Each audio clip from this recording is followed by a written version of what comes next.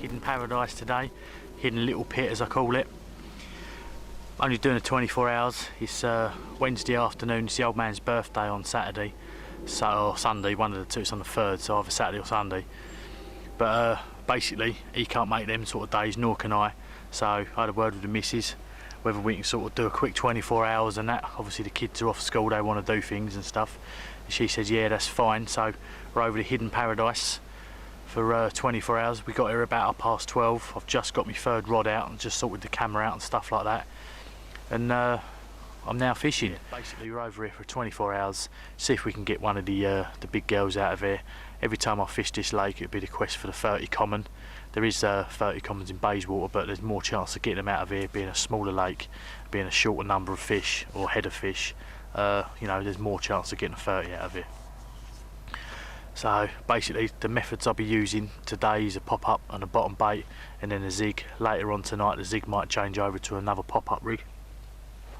I've got my Razor Pro t-shirt on now, if you can see that there. I've got that. I've got my name printed on the back like a football shirt, just in case I forget. But basically, I've got specimen carp baits with me. I've got their clawberry. I'm using that on the middle rod. I've got their bait that's under development. I'm using that on the right-hand rod. I've got coconut cream with me. I'll be doing a little bit of information showing you some of that. The old man's brought some of their pineapple and their coconut cream shelf life with him, so we'll show you the difference of texture between the shelf life and the bottom baits. I have brought some more tackle with me today from Razor Pro Tackle. Got myself a little bit more of their gear, so I'll show you some of that in a little bit more detail again later on, and hopefully have 1 or 2 fish on the bank. It would be nice. So it's not an easy place this. I have managed to catch pretty much every time I've been here. On an average it works out one fish, 1 trip. But you know, I've had 2 blanks and 2 successions with fish, so I've only been here 4 times, so at the minute it's 50-50, but if you average it out it works pretty much out 1 fish a take, 1 fish a trip. So hopefully the Hidden Paradise gods will be nice and reward us with a fish. So they are moving around on the surface. They've done a lot of work over here as well. You can now get a bait and a bait boat underneath the island. All the way along the margins to my right was all overhanging trees in the water. They've gone round and cleared all that out and cut it a good foot above the water, cleared all the margins out. Baits around here as well, so they've made it a lot of snaggy areas. So you just putting the kettle on, you know, and making a cup of tea and just basically organising a few more bits. But is it 3 rods in the water, and hopefully, you know, the traps are set perfect and we'll pick up a fish later on. So the old man's just left me sorting himself out, so a little bit later on we'll have a walk around there, have a chat with him and see what we can do. So talk to you guys a little bit later and enjoy some of what I'm looking at. But remember, I can't show the whole lake, so just enjoy clippets of the lake. So talk to you guys a little bit later.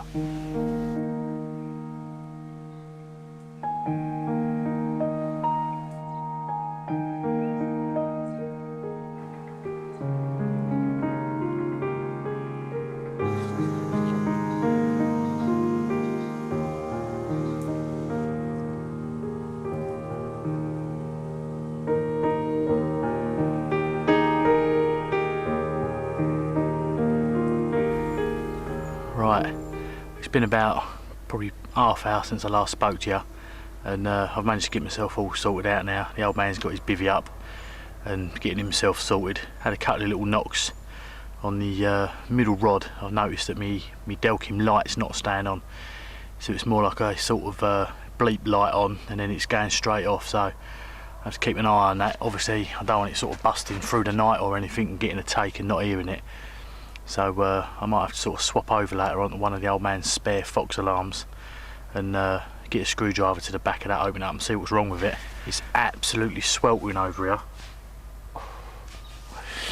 I've been sitting in the shade most of the time. It's clear sky, the sun's right above us, but where I'm got a load of shade. So, and it's absolutely sweltering sitting in the shade. There's a few carp milling around on the surface, but obviously where 3 people have turned up in the space of about half an hour and been putting bits out, the carp seem to have just completely disappeared. You know, when we first pulled up there was about 6 or 7 on the surface, and obviously I've sorted the gear out, put the boat out, the old man's cast a couple of rods out, the bloke next to us put a few rods out and trickled in a little bit of bait, and it just seems to have completely shut up and gone dead. So it's definitely going to be a hard session, I reckon. I don't think we're going to be hauling them out, and I've never imagined that in the first place, but you know, it is nice to sort of come over a place like this and have 1 or 2. So we'll have to see what happens, but right now I'm just going to go through some of the Razor Pro tackle that I've got with me. So you've probably seen some of it on the website or on the Facebook site, but these are the leaders that they've got at the moment. They're a silk colour, and I've actually got one on, so I'm actually testing one of these at the moment. There was a tester, Jamie, that went out the other week and had 3 rods over Churchgate Top Lake. He had a tubing on, a leader, and I think it was just a straight line, and he was actually picking up all of his takes off of one of the leaders. So he swapped all 3 rods on 3 leaders and started getting takes on all of it.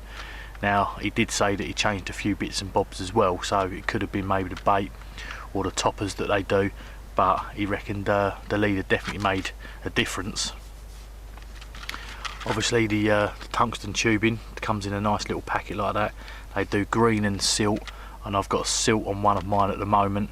I've also got one of their silt lead core leaders on as well. You've got the wide gape size 10.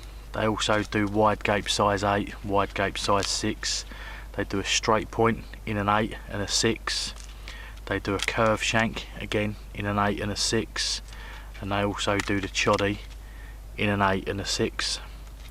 All the hooks are razor sharp. They'll get checked before they get bagged up and sent out, and any hook that's you know, defect or anything like that gets put in a bag and sent back off to the supplier, and the supplier checks them over and, you know, makes adjustments to his machines or whatever. But you know, it's strenuous work. I've sat around there before and checking hooks for 2-3 odd hours with them, and it must admit it is boring, but it's something that they do, and they pride themselves on making sure they only send out the best they can. Also do a long shank hook there as well, and that's been catching a few fish for some of the testers. So that's been some of the products. Mixed maggot clips as well. They do large and medium. You can get hold of the small, but they've not had a call for it at the minute, so they've just got the large and medium. In my box in here, I've got loads of swivels and stuff. I'll try and tilt it up and see, but there's loads of different clips and stuff like that they do. Everything they do is all tried and tested, and when they do get new products, it doesn't go out on the market until all the testers are testing them, like the leaders. I've had them now for about a month and a half, and you know, I've been testing them, my old man's been testing them, a few of the testers, Gary Cook and Jamie's been testing them, Lewis Cuthbert and stuff like that have been testing them. So you know, there is fish coming out on them, but they make sure everything's tested properly. That's really good as well, and hopefully, you know, I can sort of show you that it does work on the bank. As you see at Bayswater the other day with my old man and myself, there was, well, my old man had 6 takes, 4 fish landed. I had 2 takes, 2 fish landed, plus the old man had 2 tench as well. That was all on Razor Pro tackle gear. We've all got Razor Pro tackle gear at the moment here. I've had fish on it. Last time I was here, Gary Cook had that 30 out on one of their hooks, and I think it was their lead core leaders as well. So it definitely works, and it's pretty cheap as well. The hooks are £2.50. The lead core's only £3.50. It's got bit by a gnat on my back.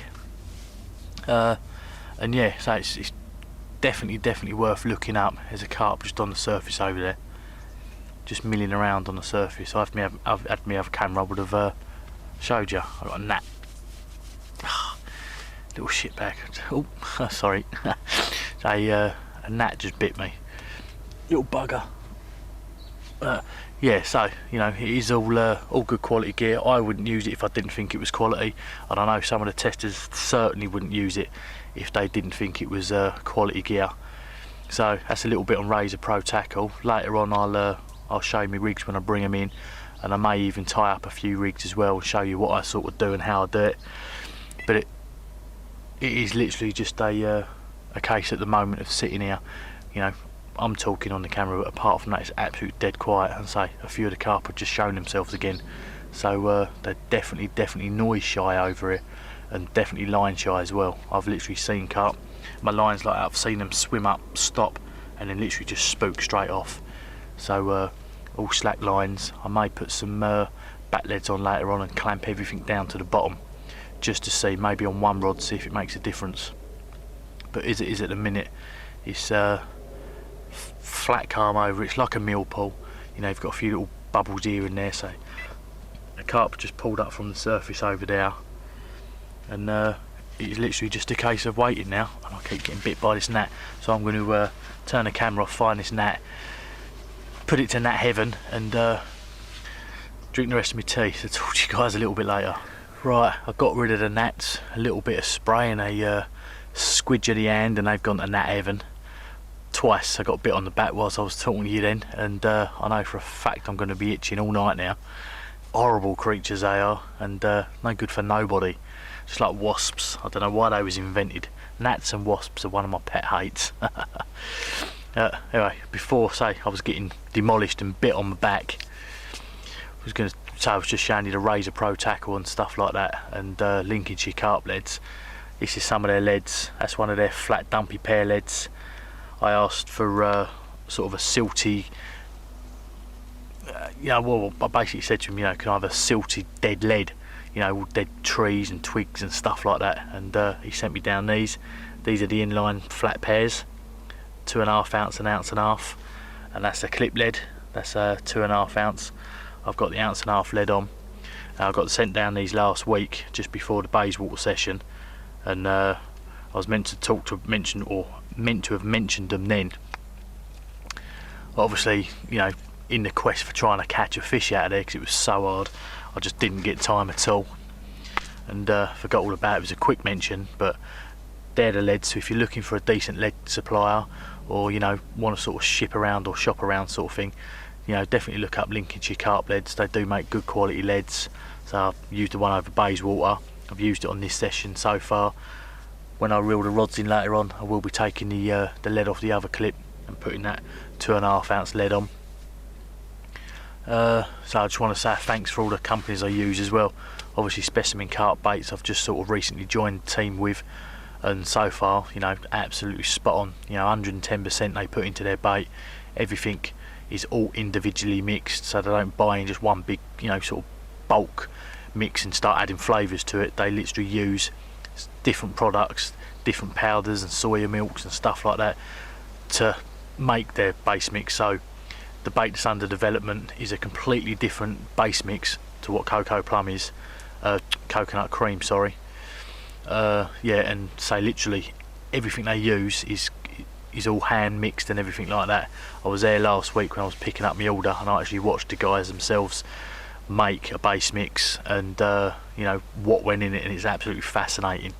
I maybe have a word with them maybe, and one day get round there with a camera and do a little special and show you what sort of stuff goes into. You can see yourself that it's good quality base mix and good quality baits. Obviously Castaway PVR, I've been with them for 2 years now. They've got a superb name, catching fish left, right and centre on their gear. I always put a PVA stick on, whether it goes out on a boat or a cast out or not. I do it, one, to guard the hook, and two, just it gives a little bit of presentation around the bait. Obviously I know the small fish and stuff come in and start bashing that up straight away and it disappears, but it does leave a sort of haze in the water around your bait and a smell that the carp can sort of smell and come in and home in on. So if you're looking for a PVA and a bait maker, Specimen Carp Baits and Castaway PVA. Razor Pro tackle, checked by carpers, supplied by carpers, for carpers, and I wouldn't use it if I didn't think it was any good, and I know a lot of the testers wouldn't either. and obviously Lincolnshire Carp Leads just sort of joined the team with them as well. So hopefully, you know, there'll be a few more fish landing on that quality gear. But as it is at the minute, you know, the wind's picked up a little bit. It sort of picks up, drops down. The sun's sort of gone behind a tree, so it's nice and cool now, and it's looking good for a bite. It's just whether we can get one or not. So just before I turned the camera on, I was talking to you about the sort of products I use and getting bit to buggery by gnats. I did have quite a violent pickup on the right hand rod. Tip of the rod sort of shook round and moved like that.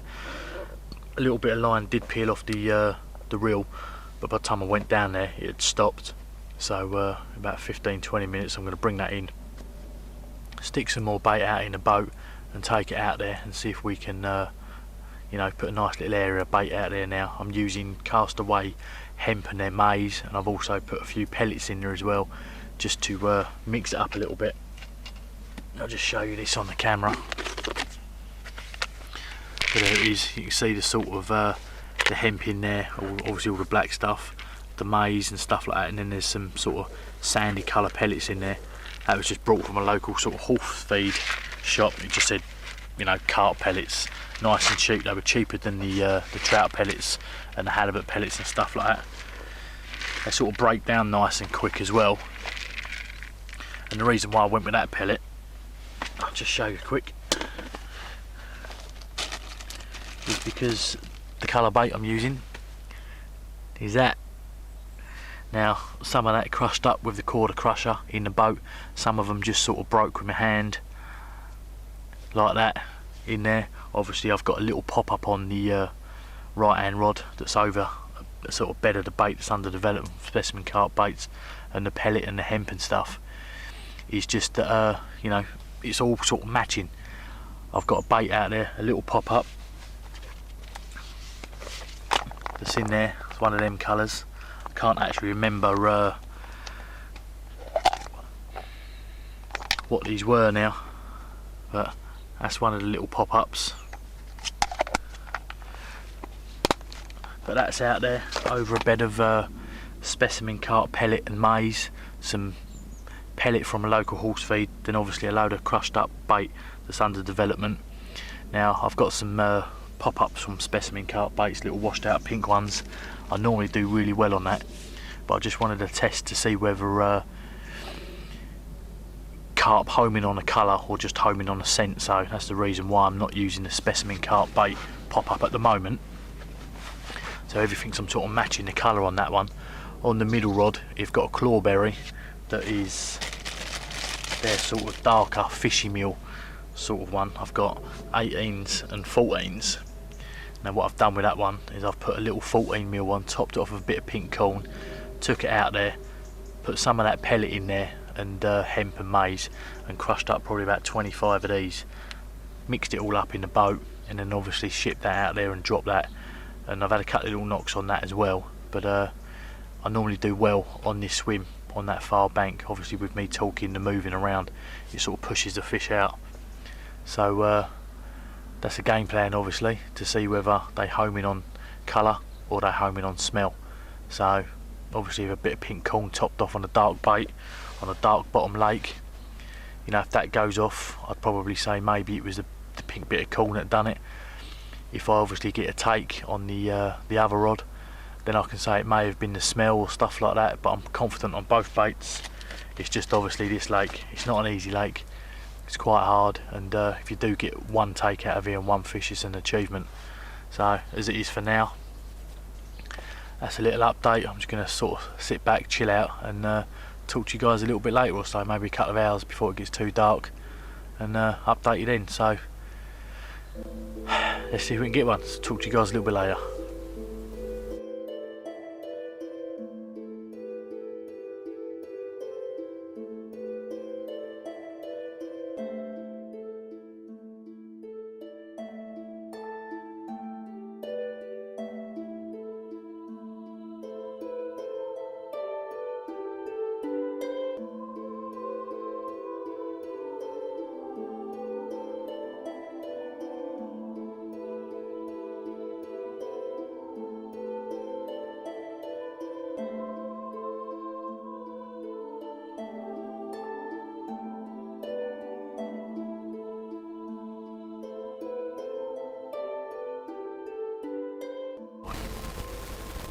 Right, just a little update.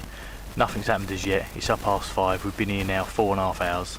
We've seen a few fish crashing out just underneath some of the bushes on the island. So the old man put a boat out there earlier on that you see with a little bit of footage with the camera. And I've put a longer zig out. It's probably about 11 foot odd now. There's a few little bits of debris on the water over there that have been moving with the slight breeze we've got. And there's one bit that's just staying sort of stationary, so I'm assuming that that's my little bit of yellow corn and black foam. If it is, I'm overfishing, I'm over depth, and we'll see what that's like for an hour. Then what I'll do is I might bring it in or just reel it in a little bit, and obviously if that moves and pops under the water, and then what I might do is reel it in and just see if I can get it to find a deeper bit of water. It's probably about 11 foot at the minute.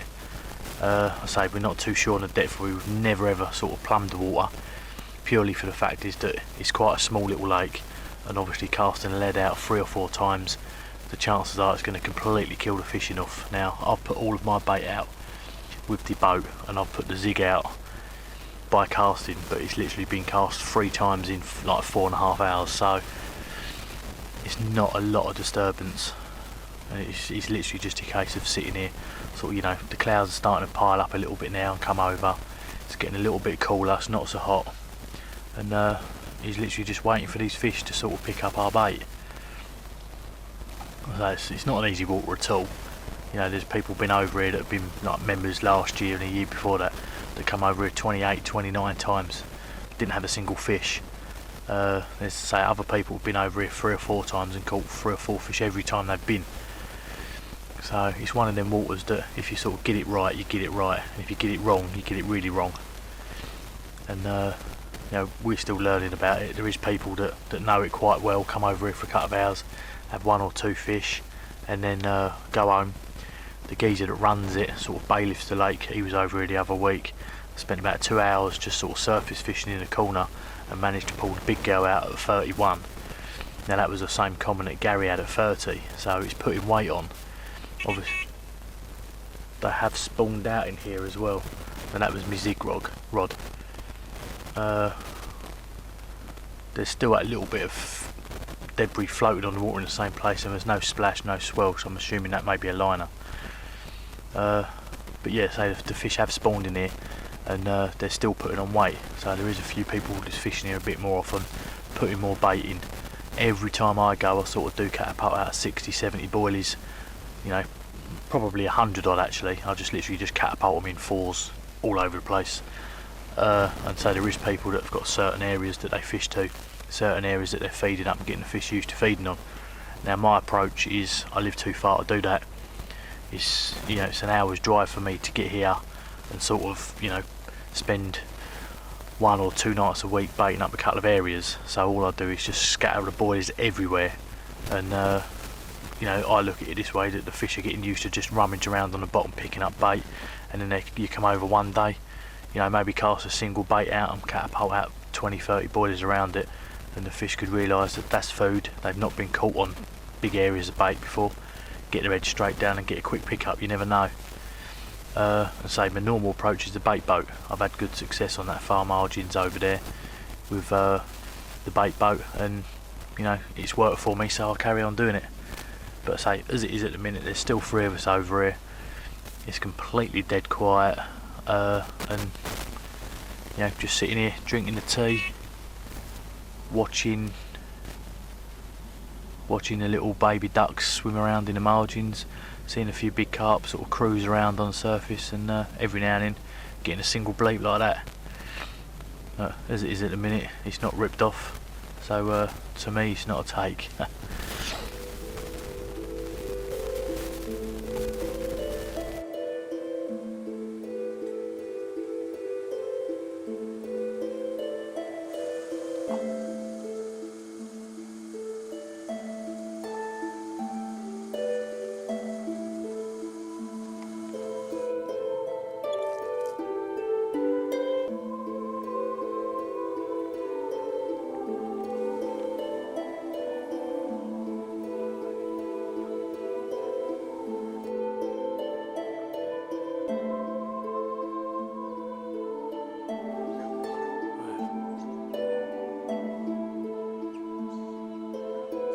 So whilst the camera's on, I thought I'd show you how I make my stick mix.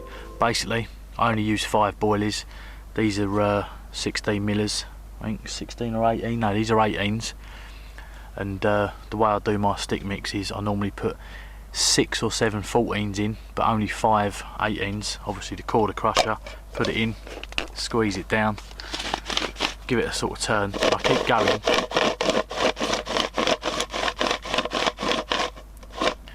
Keep sort of going till it feels nice and sort of smooth, really. No sort of real crunching. And that's how it looks. Zoom in there, lose a little bit, but that's how it looks. Obviously the Castaway PVA there. Used to use ESP, and if you go down there, that's how many ESPs I used to use. It's from there, obviously, all the way back up, but I've been with Castaway PVA now, and basically I've just kept the ESP sort of kit, as it's quite a nice kit. I like the sort of lick on there, it's nice and tight. The plunger's nice as well, so I've just kept that.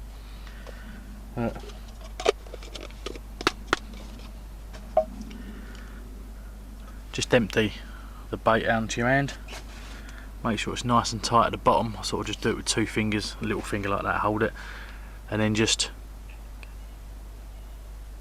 pour the bait into there.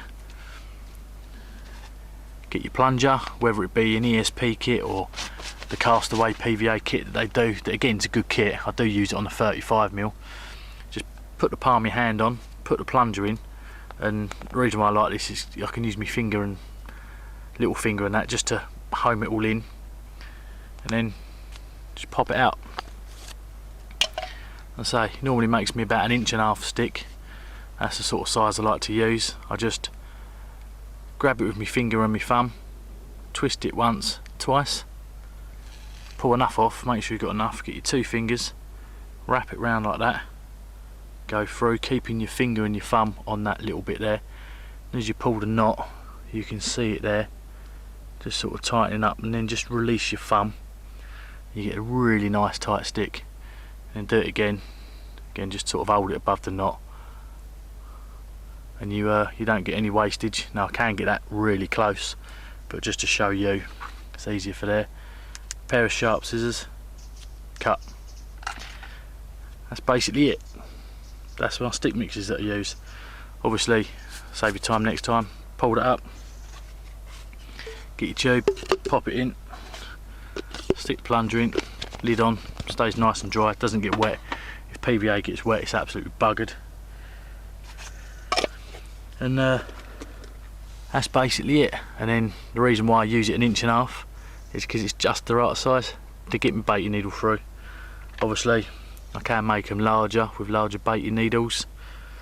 For me, time, pop that through, there you go, that's ready now to go on that rod. So I'm just going to pull that rod in, bait the boat back up, get it back out on that mark, because I don't know whether that was a pickup or not and I got mugged off by a fish, or whether it was just a fish in the margins there, maybe just mooching around, felt the line, spooked off, and it obviously just caught on its pectoral fin or whatever, and then just pulled the line nice and tight and violent. But I reckon I got mugged off there, so we check the hook, check the gear, make sure everything's set right, get it in that boat, get it back out there, and get that rod back on the mark fishing again. So whilst I do this, obviously I'll talk to you guys a little bit later.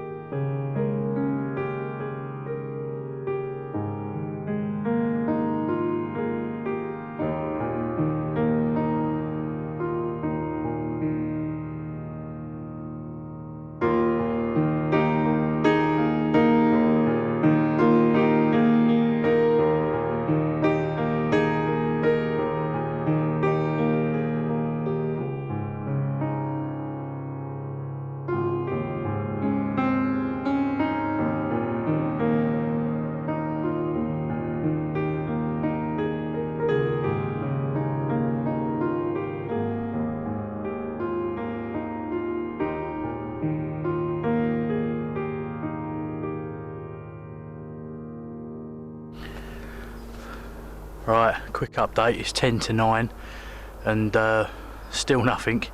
He's been absolutely dead over here the last sort of hour and a half. Gary Cook come over, a tester for Razor Pro Tackle, see how I was getting on because he lives in the area, and he said it's, you know, it's uncannily gone literally dead quiet. He comes over here every now and then, you know, just to sit here a couple of hours with one rod every now and then, and he said it's really dead. So it's just one of them things, I suppose, whether it's been the weather conditions or what, who knows, but at the minute it's gone completely dead.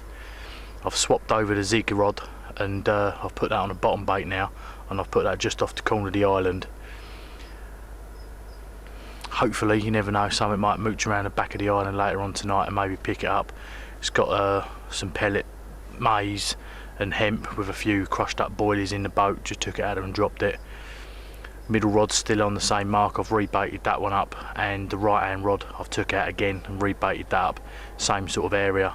So I'm looking at it now that there's probably 3 little boatloads of bait on the right hand rod in the same general sort of area, probably, you know, within half a foot distance of where the first and second one went. So hopefully that's a nice bed of bait down there. Middle rod's had a couple of drops of bait on that now, and the one by the island's just the one drop. So, you know, if anything does start mooching around tonight, hopefully it'd maybe pick up one of the baits. The old man's put one of his rods right underneath the island, one in front to swim one, and he's still got his rod in the margins, and say he's completely dead. There's not a lot of showing at all, nothing's crashed out. Every now and then you're getting the odd sort of ripple, but that could be anything from a small roach to a perch.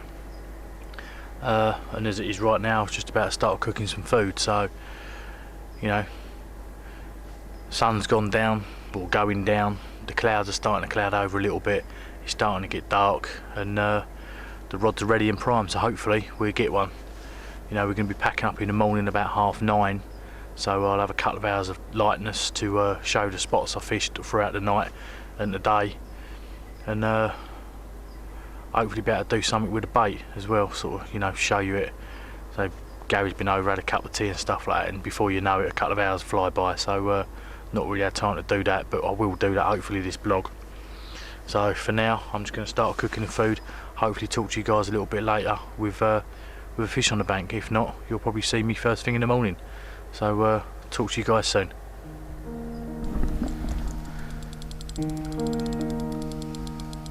Well, the old man's on a roll, managed to sort all that snag out.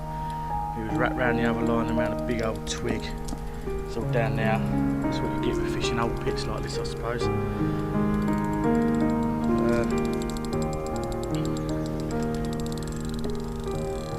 Exactly.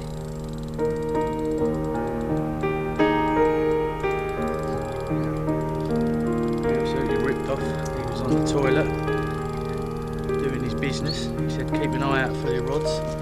My rod made a couple of noises, a couple of beeps and that, and Dad walked up and went, did I hear a optonic scream? I said, yeah, it was mine. As he walked back to check his line's slack, just as he went to pick it up, it absolutely ripped off. So, obviously, the old man's went off at the same time as I minded. Yeah, the monkey was off. Singing.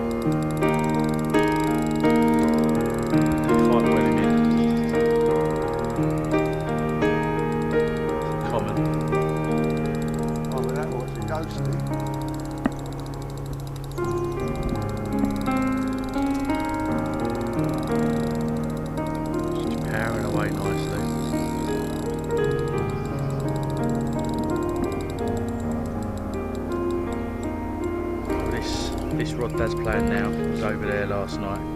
We put it out on the boat just before it got dark, and he was going to bring it in and recast it out, but he decided not to. He left it, and good job he did, it paid off. There we go, let's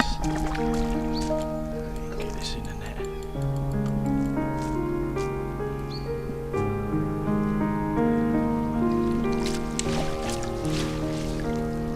First time this net would have been used.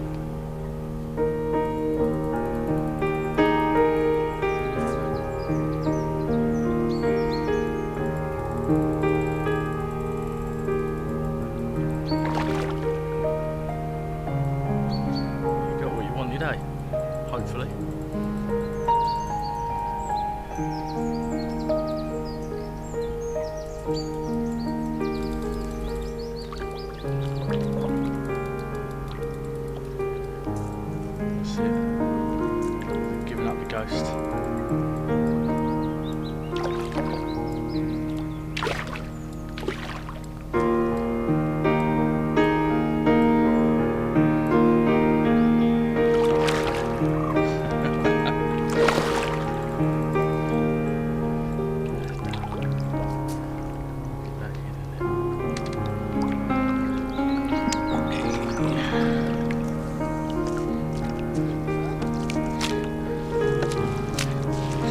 Sling wet. That's a nice little dumpy one. Could possibly be one that's never been caught before. They are in here like that. Hey. Right, well we've not weighed it, but we reckon it's probably about £10. It come on the coconut cream from Specimen Carp Baits and the Razor Pro Tackle curved shank size 6 hook. We've checked its mouth, we've treated its wound, and it's absolutely immaculate, this fish. There isn't a single mark on it at all, and it's probably never been caught in its life. That's why it gave up such a good fight. So well in, Dad. Thank you very much. Absolutely spot on. His first fish out of the hidden paradise. Only a small one, but they all count.